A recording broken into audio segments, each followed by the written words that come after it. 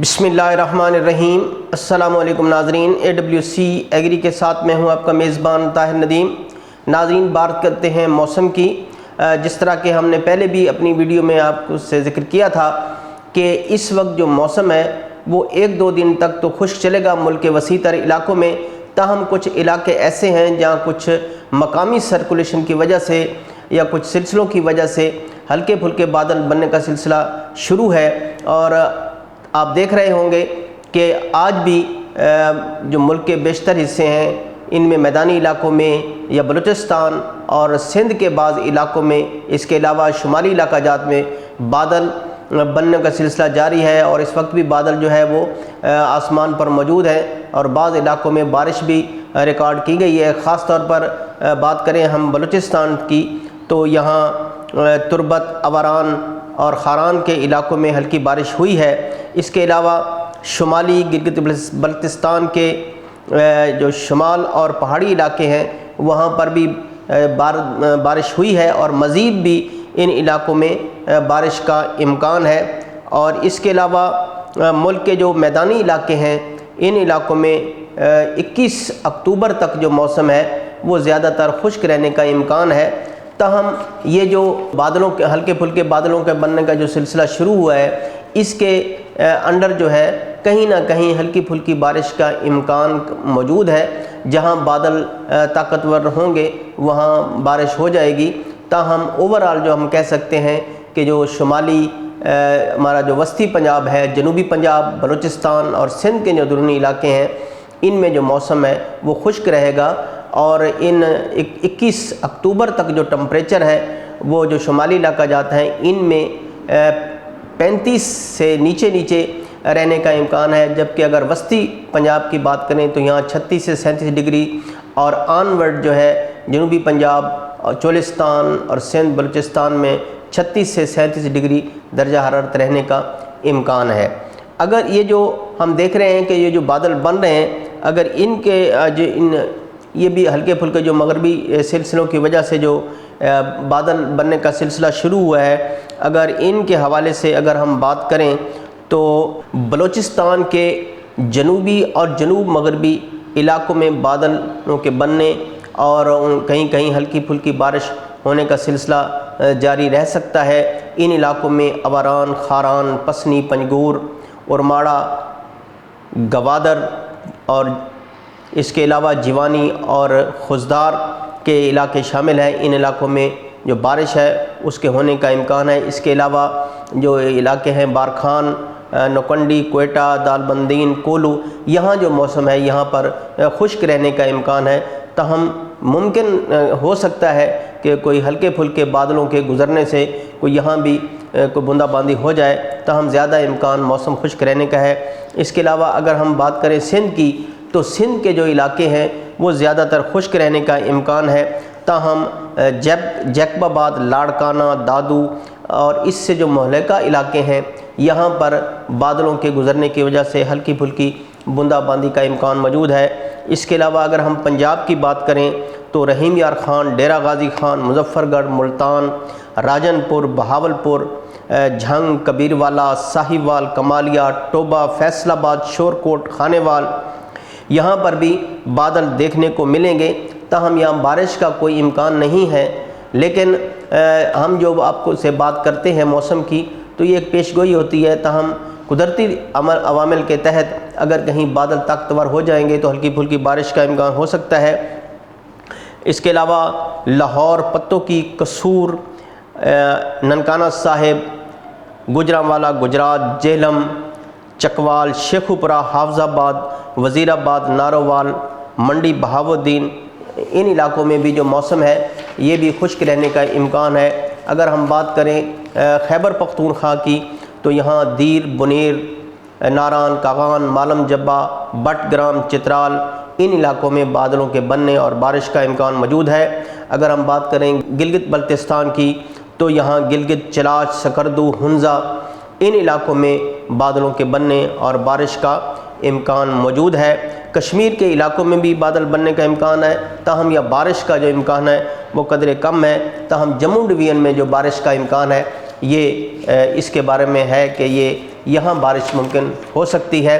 ناظرین، یہ جو ایک مغربی سلسلہ جو ہے بن رہا ہے، اور اس سلسلے کی وجہ سے 22، 23، 24 ان دنوں میں جو بارش ہے اس کا امکان موجود ہے، اور ملک کے بیشتر علاقوں میں ہو سکتا ہے کہ بارش ہو جائے۔ اگر ہم ان علاقوں میں بات کریں، اگر شمالی علاقہ جات کی، تو یہاں چترال، ناران، کاغان، لنڈی کوتل، مالم جبہ، تورخم، دیر، بنیر، ٹیکسلا، مانسیرا، ایبٹ آباد، حسن ابدال، ہزارہ، کوہستان، بنو، لکی مروت، کرک، ڈیرہ اسماعیل خان، مردان، ثوابی، ہنگو۔ اس کے علاوہ یہاں ان علاقوں میں جو بادل ہیں ان کے بننے کا اور یہاں بارش کا امکان ہے، اور بعض علاقوں میں ژالہ باری بھی ہو سکتی ہے۔ اس کے علاوہ اگر ہم بات کریں گلگت اور کشمیر کے علاقوں میں، تو یہاں برف باری کا امکان ہے۔ جموں ڈویژن میں بارش اور ژالہ باری ہو سکتی ہے۔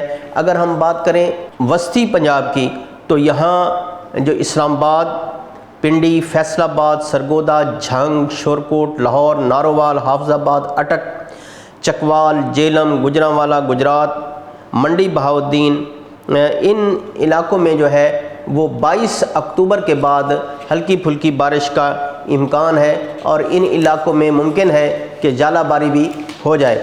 اگر ہم بات کریں اس کے علاوہ جو علاقے آتے ہیں جنوبی پنجاب کے، ان میں ساہیوال، اوکاڑا، پاک پتن، ہڑپا، ان علاقوں میں بھی آندھی اور ہلکی پھلکی بارش ہو سکتی ہے۔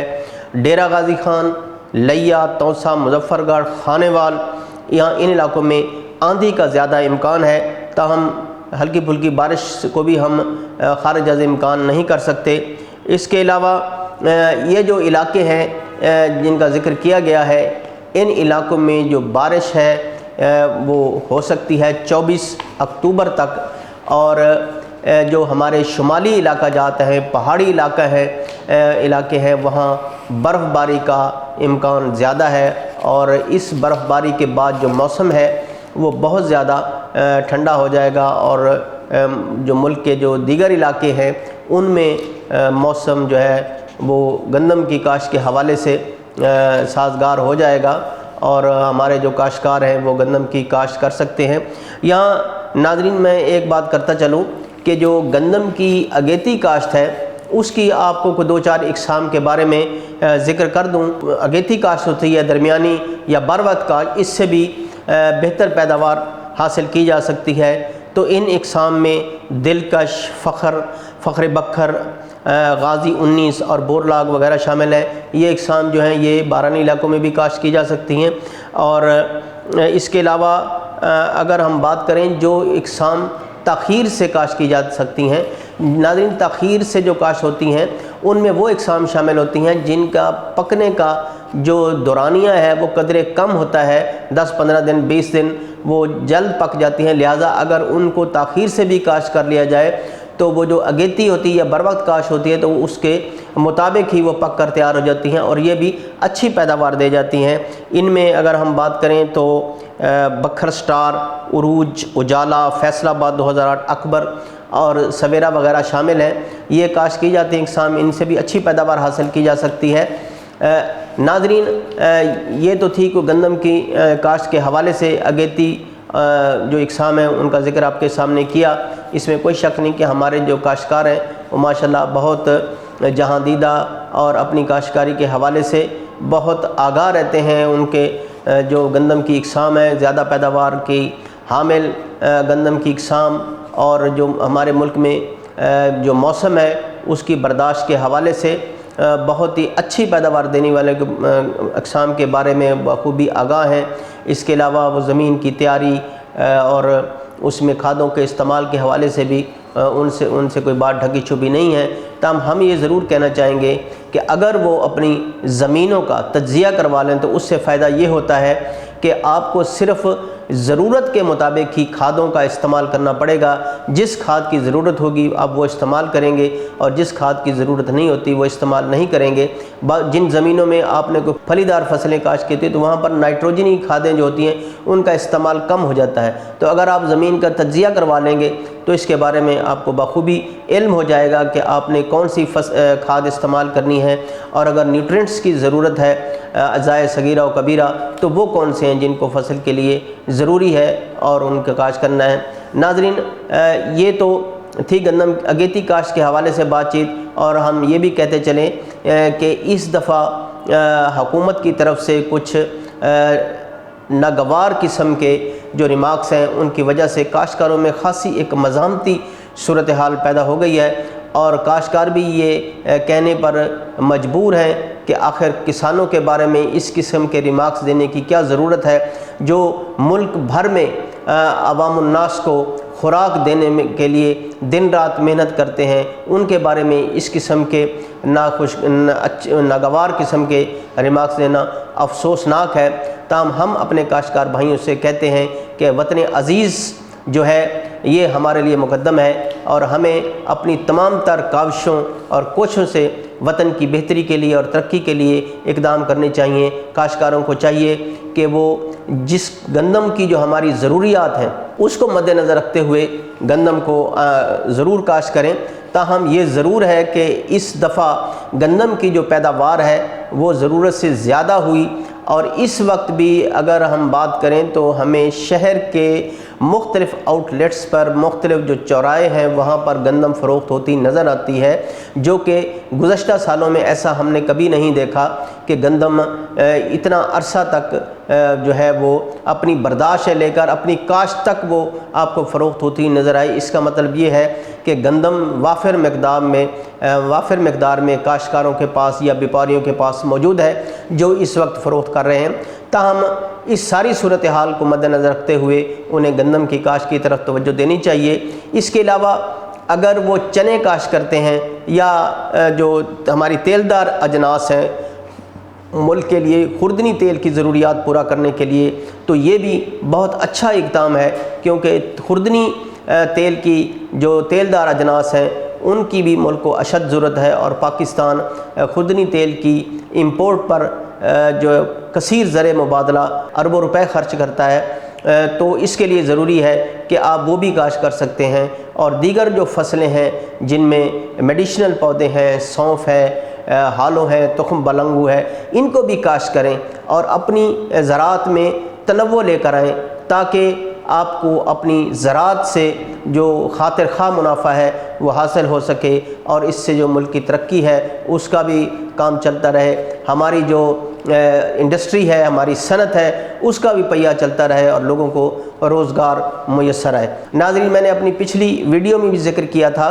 کہ اس وقت بھی جو کپاس کی کاشت کے علاقے ہیں وہاں جو کپاس ہے وہ بہت اچھی حالت میں موجود ہے، اور ہم نے یہ بھی دیکھا کہ کپاس کے جو ڈھیر ہیں وہ جو سڑک کے کنارے جہاں لوگ بیپاری کپاس خریدتے ہیں تو کپاس کے ڈھیر لگے ہوئے تھے۔ اس کا مطلب یہ ہے کہ اس دفعہ جو ہماری کپاس کی پیداوار ہے وہ بھی اچھی ہوئی ہے، اور جو کاشتکار اکثر اس بات سے خوفزدہ رہتے تھے کہ جو کپاس کی فصل ہے ان کے لیے بہت زیادہ نقصان دہ ہو گئی ہے، ان کے اخراجات ضرورت سے زیادہ ہو جاتے ہیں، مگر اس کی آمدنی جو ہے وہ بہت کم ہوتی ہے، اور اس طرح انہیں کپاس کی فصل سے نقصان اٹھانا پڑتا ہے۔ لہٰذا ہم اپنے کاشتکار بھائیوں کو مبارکباد دیتے ہیں کہ یہ بہت خوش آئند بات ہے کہ ہمارے ملک میں کپاس کی جو پیداوار اچھی ہونے لگی ہے، اور ہم دعا گو ہیں کہ ہمارے کاشتکار بھائیوں کی تمام تر فصلیں جو ہیں وہ اچھی ہوں، اللہ تعالیٰ کو موسم بھی اس طرح سے سازگار رکھے کہ ہماری زراعت جو ہے اور تمام تر فصلیں جو ہیں وہ بخوبی پرورش پائیں اور لہلہائیں، تاکہ ان کی پیداوار اچھی ہو، ہمارا کسان بھی خوشحال ہو اور ملک بھی ترقی کی راہ پر گامزن ہو۔ ناظرین، آج کے لیے اتنا ہی۔ آئندہ تازہ ترین موسمی رپورٹ اور فصلوں کی کاشت کے حوالے سے پھر آپ کی خدمت میں حاضر ہوں گا۔ مجھے دیجیے اجازت، اللہ نگہبان۔